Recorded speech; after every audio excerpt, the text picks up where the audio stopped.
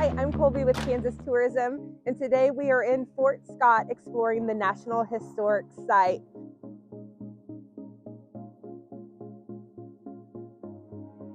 So what we're going to do first is head on into the Visitor Center, check in there, and then we'll be able to explore the property.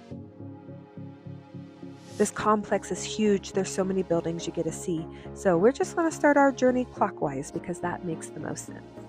This first building is the guardhouse, and it served two purposes. It functioned as a jail for soldiers who had violated military laws and regulations, and as a shelter for the guards who played a vital role in the fort's protection and security. Discipline at any post of the 1800s was strict. Punishments were hard and often cruel. The next building is the Dragoon Barracks.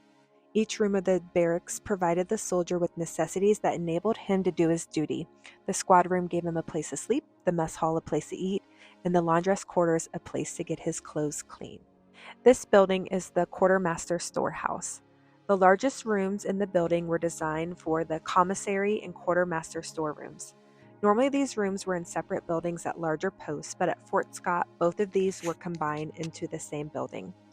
Wagons would bring coffee, sugar, salt, molasses, flour, bacon, salted pork and beef, whiskey, vinegar, candles, and soap, all to be stored in the commissary storeroom.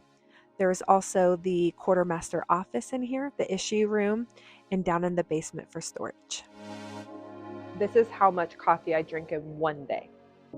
This is officer quarters number 1. Officers who had the responsibility of command received the perks that came with the position. 4 3-story duplexes were built along Officers Row with 2 sets of quarters in each building.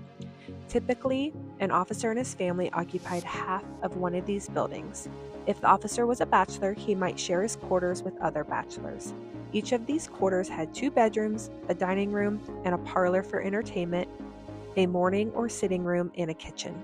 Here is the post headquarters. The commanding officer at Fort Scott coordinated the operation of the military post from the post headquarters right here in front of you.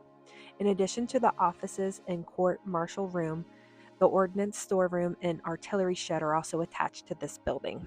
In the back, there's a barn that has a wagon in it and also some informative panels for a trail. Our last stop is the stables.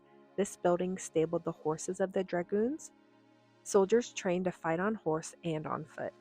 Designed to shelter 68 horses, a window above each stall provided the horses with ventilation. As you're leaving the complex, there's a great directory with all the downtown businesses on it if you're looking to do some shopping or eating while in town. This beautiful mural caught my eye as we were leaving the historic site. Thank you for joining me for another week of On the Road into the Stars. We're going to do some shopping and eating and drinking here around Fort Scott. For more information, head to travelks.com and go to our city pages. Thanks. I'll see you on the road next week.